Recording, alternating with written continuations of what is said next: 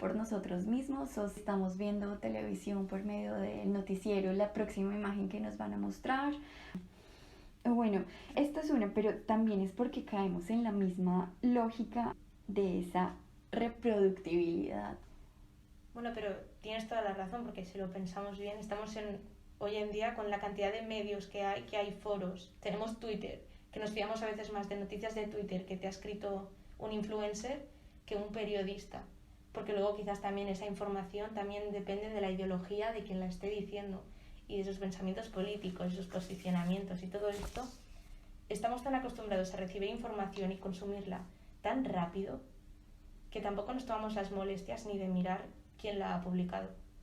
Pero porque somos así, o sea... Sí, y también actuamos muchas veces es por facilismo, ya nos acomodamos, ya estamos cómodos con esa manera de consumir imágenes rápido y por eso es que el pensamiento crítico y la visión crítica y la contemplación simplemente, solo hablando en términos de contemplación de una imagen, eso lo hemos perdido. Pero es por esa misma carga de visualidad que dejamos de pensar. Y yo quiero hablar de algo que mencionaste, por ejemplo con Twitter, es que también es mucho más fácil escribir, no sé cuántos caracteres admite Twitter, unos 40 caracteres o menos de 100 caracteres que admite a leernos un artículo completo que ha publicado una revista científica. Y creemos a personas que no tienen un conocimiento de experto. Exacto.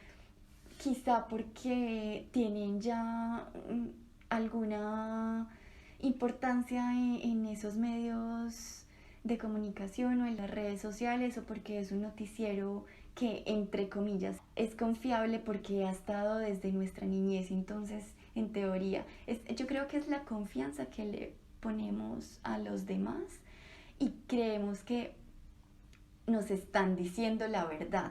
Por ejemplo, los familiares, no acudimos a los expertos cuando son los expertos los que realmente buscan la evidencia. Aquí es donde podemos resaltar el poder de la evidencia en esta era de la desinformación, y esa evidencia se necesita trabajar y necesitamos buscar más evidencia, y la evidencia no nos la va a dar nuestra madre o no la va a dar el noticiero que estamos viendo o la persona que estamos siguiendo en redes sociales. Necesitamos más expertos con Twitter. Aquí una reclamación para que alguien responsable hable y publique cosas, información desde un conocimiento, porque muchas veces nos lo cuentan terceros y al final lo acabamos contando nosotros como si lo supiésemos de primera mano, y no es el caso, por lo menos yo no. Bueno, ya hemos hablado del por qué nos creemos las noticias falsas. Ahorita hablemos un poco más de las consecuencias de la desinformación. Nuria, cuéntanos un poco. Bueno, para esto me va bien la anécdota que has contado antes con la vacuna de tu padre, porque uno de los problemas más importantes que hay es que estas noticias falsas pueden pasar de simples bulos a creencias que van calando en la sociedad, y en concreto hay un tipo de bulos que son especialmente preocupantes, y más ahora porque se han llegado a convertir en creencias muy populares y extendidas, y son los bulos contra las vacunas. Como ejemplo podemos encontrar la relación que se da entre el autismo y la vacuna triple vírica. También que hay gente que cree que al haber enfermedades erradicadas como el sarampión no hace falta vacunas, o que las vacunas existen únicamente para que la industria farmacéutica siga adelante. Claro, estos bulos afectan directamente a familias y padres que pueden llegar a basar sus decisiones sobre vacunaciones a sus hijos en lo que leen en internet. También toda esta desinformación provoca un aumento de la desconfianza en los medios de comunicación y las instituciones, y además debilita la democracia y, como hemos dicho antes, puede llegar a desempoderar a la ciudadanía, que es incapaz de marcar su propio rumbo. Solo un tercio de la población confía en los medios online y en torno a un 40% en los convencionales y en los audiovisuales. Este desempoderamiento es muy peligroso porque si la ciudadanía no tiene acceso a la información de calidad sobre el contexto político en el que se encuentra, no puede tomar decisiones que resulten de un proceso constructivo de formarse opiniones y deseos propios una vez ya han analizado los distintos puntos de vista. Hay muchos estudios que señalan que los votantes utilizan las redes sociales para informarse a la hora de decidir a qué candidato votar, lo que ha convertido las redes en focos de debate político, proliferación de cuentas automatizadas y desinformación. Una democracia fuerte requiere noticias de gran calidad de medios de comunicación independientes.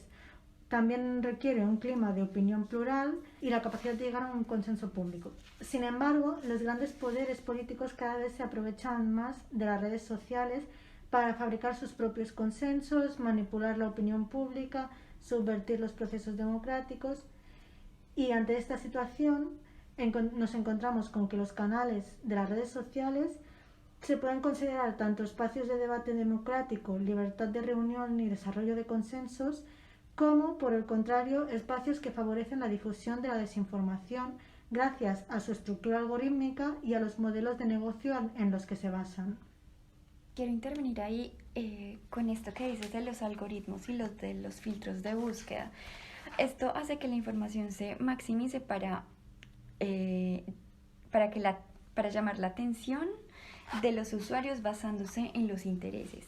Esto puede beneficiar, pero el problema que surge cuando atrapan como en burbujas ideológicas y sociales por causa de esa customización, se refuerzan esas ideas preconcebidas. Entonces es como que se da polarización de esas creencias y de los intereses, y lo vemos como una muy buena característica de nuestras redes sociales, pero en realidad si una persona, o hablando en términos políticos, lo manipula, es muy delicado porque quiere incentivar el consenso y esa polarización o división de intereses. Y lo vuelvo a repetir, en esa división es donde puede estar la problemática, y el pensamiento crítico